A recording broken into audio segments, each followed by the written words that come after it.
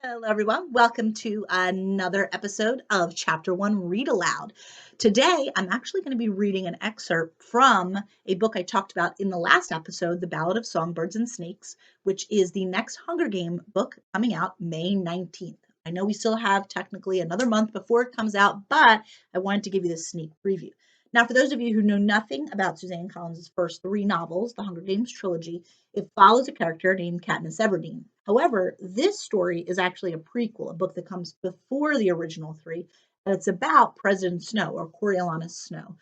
So he is from the original Hunger Games trilogy. In fact, in that trilogy, he's a little bit of a villain. That's because they're all about Katniss, and he's against Katniss. Again, he's perceived as this tyrant, this terrible villain. But in this particular book, we find out a little bit more to him, right? More than maybe we knew. What if it could be? Crazy it may sound that Coriolanus Snow was a hero. Now, for those of you who've never read the books, this doesn't mean anything to you, but I highly recommend that you read all three books before this prequel comes out. But for those of you who are avid fans of the Hunger Games trilogy, in your head, I'm sure you're wondering, how could President Snow in any way be a hero? Well, let's find out. Here is an excerpt from The Ballad of Songbirds and Snakes. The grand staircase up to the academy could not hold the entire student body, so it easily accommodated the stream of officials, professors, and students headed for the reaping day festivities. Coriolanus climbed it slowly, attempting a casual dignity in case he caught anyone's eye. People knew him, or at least they had known his parents and grandparents, and there was a certain standard expected of Snow. This year, beginning this very day, he was hoping to achieve personal recognition as well. Mentoring in the Hunger Games was his final project before graduating from the academy in midsummer. If he gave an impressive performance as a mentor with his outstanding academic record, Coriolanus should be awarded a monetary prize substantial enough to cover his tuition at the university. There would be 24 tributes, one boy and one girl from each of the 12 defeated districts, drawn by lottery to be thrown into an arena to fight to the death in the Hunger Games. It was all laid out in the Treaty of Treason that had ended the dark days of the district's rebellion, one of the many punishments borne by the rebels. As in the past, the tributes will be dumped into the Capitol Arena, a now dilapidated amphitheater that had been used for sports and entertainment events before the war, along with some weapons to murder one another. Viewing was encouraged in the Capitol, but a lot of people avoided it. How to make it more engaging was the challenge. With this in mind, for the first time, the tributes were being assigned mentors, 24 of the Academy's best and brightest seniors who had been tapped for the job. The specifics of what this entailed were still being worked out. There was talk of preparing each tribute for a personal interview, maybe some grooming for the cameras. Everyone agreed that if the Hunger Games were to continue, they needed to evolve into a more meaningful experience, and the pairing of the Capitol youth with the district tributes had people intrigued. Coriolanus made his way through an entry draped in black banners down a vaulted passage and into the cavernous Heavensby Hall, where they would watch the broadcast of the reaping ceremony. He was by no means late, but the hall was already humming with faculty and students and a number of games officials who were not required for the opening day's broadcast. Avoxes wove through the crowd with trays of pasca, a concoction of watery wine laced with honey and herbs. It was an intoxicating version of the sour stuff they had sustained capital through the war, supposedly fending off illness.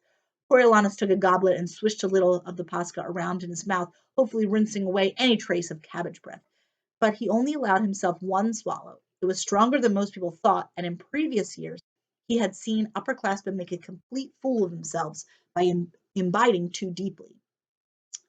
The world still thought Coriolanus rich, but his only real currency was charm, which he spread liberally as he made his way through the crowd. Faces lit up as he gave friendly hellos to students and teachers alike, asking about family members, dropping compliments here and there. Your lecture on district retaliation haunts me. Love the bangs. How did your mother's back surgery go? Well, tell her she's my hero. Dean Casca Highbottom, the man credited with the creation of the Hunger Games, was overseeing the mentor program personally. He presented himself to the students with all the verve of a sleepwalker, dreamy-eyed and, as usual, joked up on morphine. His once fine physique was shrunken and draped with sagging skin. The close-clipped precision of a recent haircut and crisp suit only threw his deterioration into relief. Due to his fame as the game's inventor, he still had a tenuous hold on the position. But there were rumors that the Academy board was losing patience. "Oh, there," he slurred, waving a crumpled piece of paper over his head. "Reading the things off now." The students hushed, trying hard to hear him above the din of the hall. "Read you a name, then you who gets that one right. So fine. District 1 boy goes to—" Dean Highbottom squinted at the paper, trying hard to focus. "Glasses," he mumbled. "Forget them." Everyone stared as the glasses, already perched on his nose, and waited as his fingers found them. "Ah, here we go. Livia Cardew." Livia's pointed little face broke into a grin, and she punched the air in victory, shouting "Yes!" in her shrill voice. She'd always been prone to gloating, as if the plum assignment was solely a reflection on her, and not on her mother running the largest bank in the capital. Coriolanus felt increasing desperation as Dean Highbottom stumbled through the list, assigning each district's boy and girl a mentor. After 10 years, a pattern had emerged. The better fed, more capital friendly districts of 1 and 2 produced more victors, with the fishing and farming tributes from 4 and 11 also being contenders. Coriolanus had hoped for either 1 or a 2, but neither was assigned to him, which was more insulting when Plinth scored the District 2 boy. District 4 passed without mention of his name, and his last real chance for a victor, the District 11 boy, was assigned to Clemencia Dovecote, daughter of the energetic secretary. Unlike Livia, Clemencia received the news of her good fortune with tact, pushing her sheet of raven hair over her shoulder as she studiously made note of her tribute in her binder. Something was amiss when a Snow, who also happened to be one of the Academy's high honor students, had gone unrecognized. Coriolanus was beginning to think they had forgotten him.